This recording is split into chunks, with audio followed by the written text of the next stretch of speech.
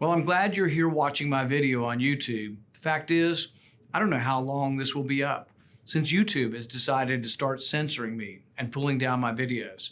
But don't worry, you can watch this video on rumble.com/randpaul, where I post all of my content. Love to see you over at rumble.com. If you count natural immunity, there wouldn't be such pressure for people who want to vaccinate children. The thing is, it is a disease that is wildly different for children than it is for adults or for older folks. Over 65, it's 1,000 times greater and more deadly than under age 25. Under age 25, the death rate from COVID is about 1 in a million.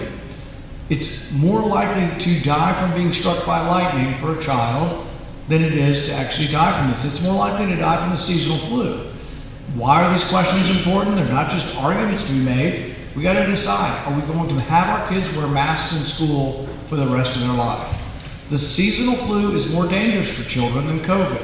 We get the seasonal flu every year. So if we're going to mask them for COVID, or we're going to mask them for the seasonal flu? What if this never goes away? What if we get it year in, year out, we get a different variant? Are we going to force kids for the rest of their life and the rest of their career to wear a mask? Are we going to have kids running the mile with a mask on? There was never any science to say wear a mask outside. There's very little to say wear a cloth mask works at all anywhere. If you say that, people are horrified. And it's like, well, there are peer-reviewed studies. In Denmark, they did a study. 3,000 people wore cloth masks. 3,000 people didn't wear a cloth mask. And guess what? The incidence of the infection was about the same. In Vietnam, they looked at 1,600 people in a hospital setting, and they studied the influenza, and they said, how many people got it that had a cloth mask and how many people got it that had nothing? The cloth mask had more infections than wearing nothing. They discovered that the particle of the virus is small enough that 97% of the viruses go through cloth masks. Why is this important? It's not just because I want to, argue with Dr. Fauci, although it is somewhat enjoyable. But the reason it's important is this. If you are at risk, over 65, and your spouse has COVID, what Dr. Fauci is telling you to do could cost you your life.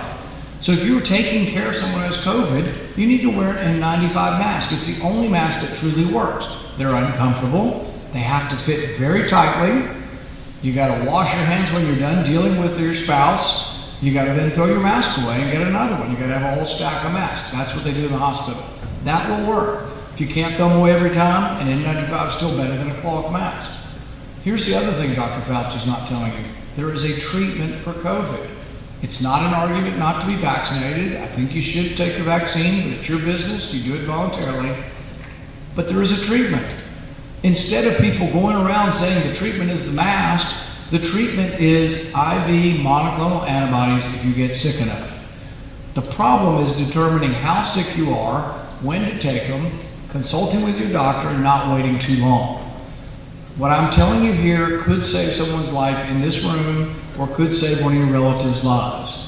If you get COVID and you have fever and body aches and that's all you've got, you probably don't, even your doctor won't even say come in.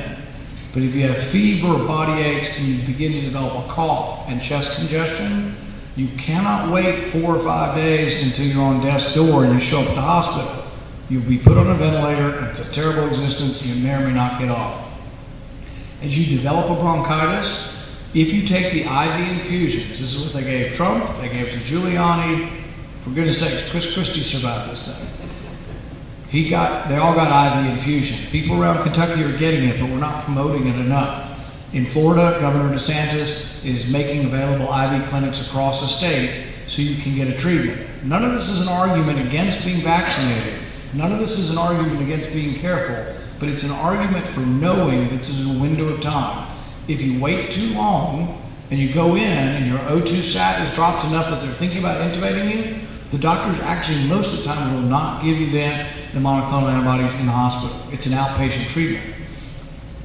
But if you take the monoclonal antibodies, it's an 85% reduction in death and hospitalization. They're not only giving it to people who are symptomatic.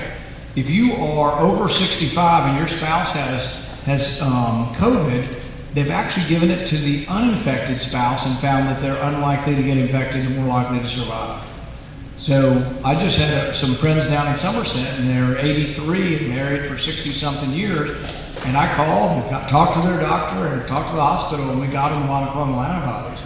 But the thing is that's what we should be talking about. Instead of arguing and quibbling over things, we should talk about what you can do if you get infected. Because the vaccine, while good, we're finding people who've been vaccinated that it breaks through. Instead, we have people saying, oh, no, we have to go after the people who've already had the infection. Well, there's a study out of Israel in the last couple of weeks, and it says that those of us who have been infected but not vaccinated actually have less of the reinfection, less of the death, less of the hospitalization than the vaccinated. And that's not an argument against vaccination. All it is an argument for accepting the fact that natural immunity is part of how we're fighting this. Why is this important? Because this latest variant is so contagious that most of our kids are going to get it no matter what you do. You can keep your kids out of school forever and they're still going to get it because kids are going to run into other kids and they're all going to eventually get the Delta variant. I hope it goes away, but after several sort of episodes of this, my fear is that it's sort of going to be becoming endemic, or it's going to be with us seasonally from here on. We have to learn to live with it. Need assistance with federal agencies? Please contact our Bowling Green office or visit our website.